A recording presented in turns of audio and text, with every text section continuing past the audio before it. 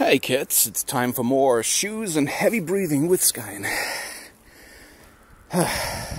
So, third vlog in a row. I haven't talked to you guys directly this much since, well, never, really, if we're honest. Still doing the exercise.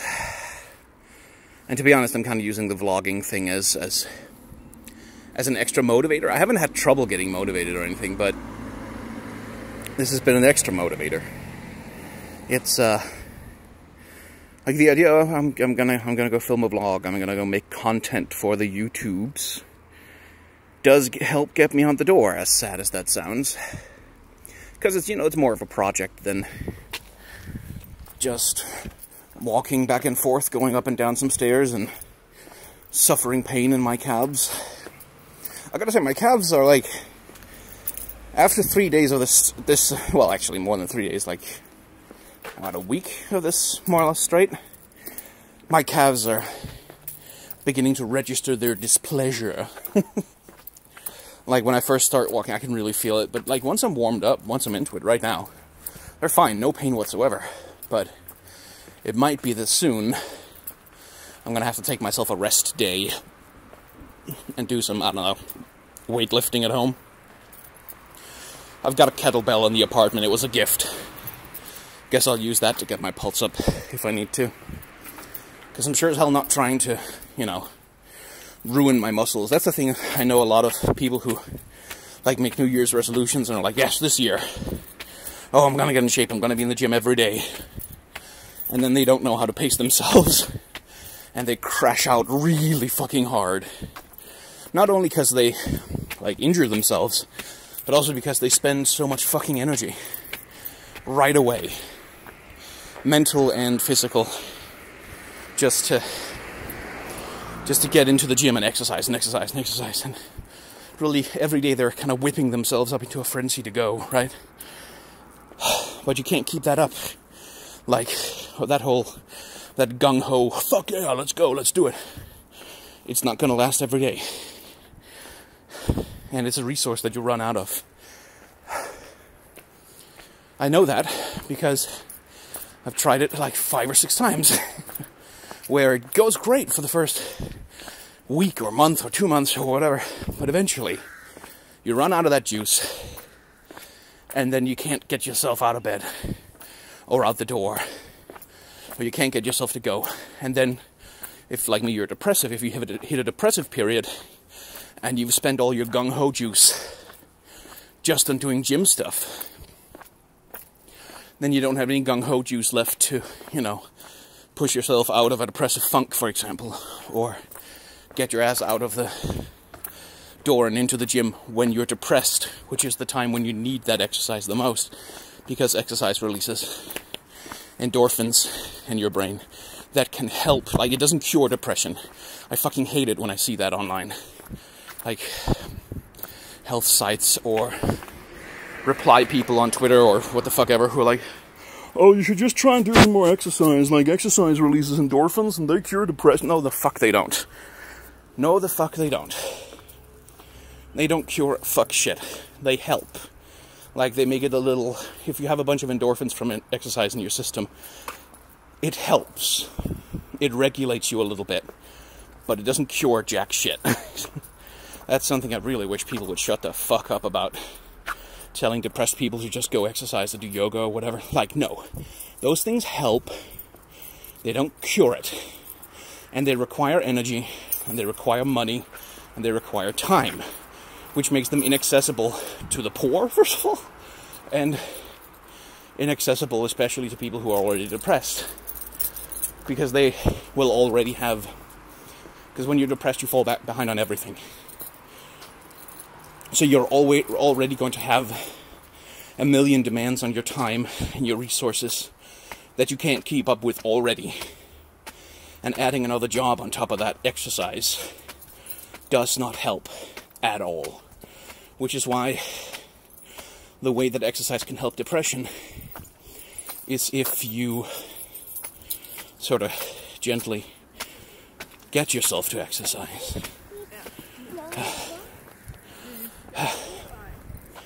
While you're in a better place. And you keep that habit going. Whew. There we go. And you keep that habit going. And you keep exercising. And then once you hit the depressive period, you'll be used to it. Like, it will be a lower demand on your time and your energy.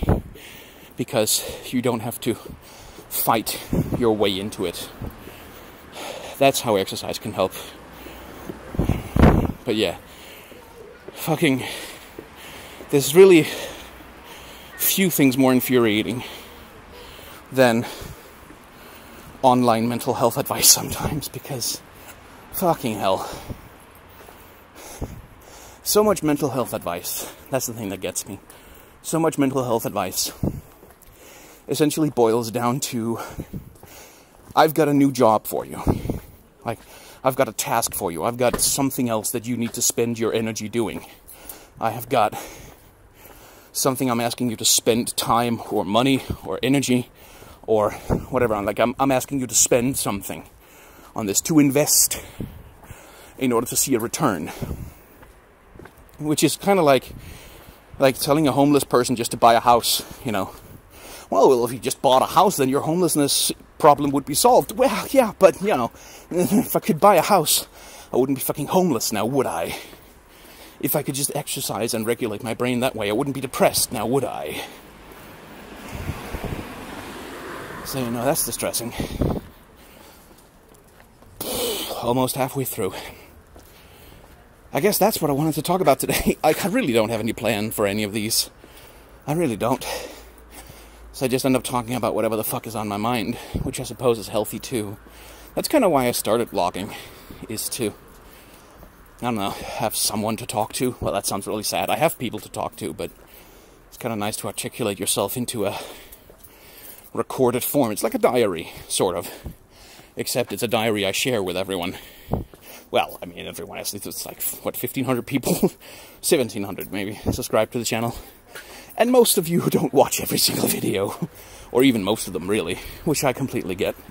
Because, like, unlike my main channel content, this has a pretty limited appeal, I suppose. But yeah, I saw some people in the comments saying that they thought maybe a daily me walking up and down the stairs vlog would be motivating to some people. I'd kind of help them get out themselves.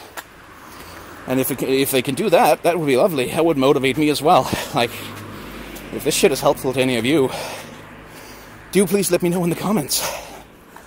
Because that's a good reason to keep going. And down again. Kind of trying to keep these relatively short, because I don't feel like this is visually very entertaining content. Although on the other hand, on my main channel I have a lot of videos that are just me talking at a static image for 20 minutes, so what do I know? And another break. Yeah, you see, I say that my calves aren't bothering me, but they're bothering me a little bit. Like, I can feel that, even though it doesn't hurt, there's tension there. So, we take a break. Speaking of things that annoy me about fitness culture, that whole push it, yeah, push it to the limit, bro. That whole kind of braying, aggressive, screamy, shouty, pump it thing. Which, like, that's probably super fucking motivating if you are, like, genuinely doing it for the thrill of the push, for the thrill of exercise and the adrenaline and stuff like that. But for someone like me, it would just be stressful. Like, it would just stress me the fuck out. I'd be very unhappy to be shouted at like that. Even if it was encouraging shouting, I wouldn't like it. That doesn't really help me. Like, and also because it's so fucking aggressive, and aggression is just exhausting to me. Like, aggression is really useful. It's a really useful feeling, and I get why. Hello, Mr. Sayat Car Man. Don't drive into the wall. I get why personal trainers use it, because, like, aggression is a fantastic fucking motivator. Like, it gets you to do shit, but it's also, again, if you're depressive like me, anything that exhausts mental resources like that is too much of an ask. So, what I've been trying to find is modes of exercise that are calm and kind of pleasant and, relatively speaking, quiet. Like, this street I'm walking up and down. It's a quiet street. It's a little side street. It ends in a dead end. Nobody really drives cars up here except residents and people who are going to the park nearby. And so I don't run into a lot of people, and there aren't eyes on me, and I can do a vlog like this without getting too many weird looks from people. If I wasn't so fucking paranoid about my privacy, I'd show you what it looks like here, but it really is a very pretty street. There's trees lining the road. There's a park. We can go to the park. I mean, I'll only show you the ground in the park, but we'll go in there to end this vlog. See the grass for a second. Because this to me is... This makes me feel like I have space to exercise. Like I have space to focus on just moving and keeping moving and keeping my pulse up. In a way that I just don't... The gym just wouldn't. I don't think. Like that pressure environment. Pressure doesn't work for me. Pressure just exhausts me. And I can't help but wonder how many other people feel the same way, but are trapped in the feeling that the only way to exercise is pressure. Like, just pressure. Just, getting push yourself, and, like, aggression, and all of that shit. And it seems... it feels so fucking masculine, right? A lot of fitness culture seems so fucking masculine. It's so much about aggression, and about pushing to the limit, and about refusing to, you know, accept boundaries, and it's all mired in a lot of shouting and a lot of, well, kind of violent physical exercise in a lot of cases. It's all about force, and not so much about endurance. And I'd rather have endurance than strength, really. Like, that's... someone smoked pot down here. Good lord, that's a strong smell. I'd rather have the endurance, because, like, one of the things that's motivating me to exercise, besides the health stuff, is my nephew. Loves playing soccer, and every time I visit him, he wants to play soccer with me, which I'd love to do, but I'm also so fucking out of shape, you know, that he's banging around the lawn with a ball, right? And I can't follow. I can't keep up. I have to keep stopping and kind of have him dribble the ball at me, and, like, it's, on one level it's embarrassing, which is sort of that internalized fat hate. Whoa, this is some swampy ass ground. I guess it's been raining. On one level, it's that internalized fat hate that I do have for myself, and I think a lot of people have for themselves, where, like, if you can't do if you are ever out of shape or tired or too exhausted to do something, that's because you're a shameful slob and a piece of shit or whatever. But the other part of it is also I can't engage with him at the level that he wants to engage with me. Like, I can't reciprocate the same amount of energy that he gives me. And that feels isolating. And weirdly, it feels isolating in the same way that not participating so much in sports in school. Like, I was never really a big physics PE kid. I mean, I actually enjoyed playing ball games and stuff like that, but it just wasn't, it really wasn't my thing, and I wasn't in great shape either when I was a kid. And so it often felt isolating when all the other kids were outside playing soccer, you know, during school classes and shit, and I was inside setting up a Game Boy emulator on the computer back in the 1990s. Well, no, this must have been the early 2000s. Yeah, it must have been 2003, 2004, something. It was a Game Boy emulator that ran on DOS. That's what I remember. And that, you know, that got me in good with the nerds, obviously, because, like, holy shit, this kid can help us play illegally pirated Game Boy games on school hardware.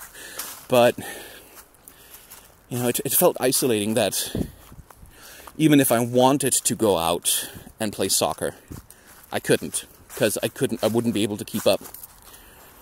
And and I didn't mind it so much with, the other kids in my class, because a lot of them were assholes and they bullied me for being a nerd and all that shit, but feeling that way about my family, about my nephew, who I love, is one of my favorite people in the world, yeah, no, I don't like that. So I'm gonna I don't think I'm ever gonna be fit. Like, I don't think I'm never gonna have fucking washboard abs, and I'm pretty happy about that, actually, because lots of people like this. Lots of people like the belly. Lots of people like something softer. But I wouldn't mind being in good enough shape that I can at least run around and play football with my fucking nephew. Like, that's my goal. And I think I like that a lot better as a goal than, I want to be ripped, I want to be fit, I want to be like a Marvel hero, I want to have abs, and I want to have upper body arms, like, all that beauty ideal bullshit. Fuck that. I want to be able to do a thing. There's a thing I want to be able to do. I don't want to look a certain way. I just want to be able to do certain things. That feels better to me than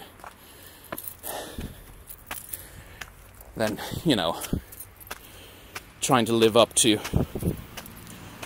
what only a lot of money and a lot of time and a personal trainer and months of non-stop gym exercise can achieve otherwise. Because that shit is unachievable. And it hurts when you're trying to get there and realize that you never will. Anyway, thanks for listening, I guess.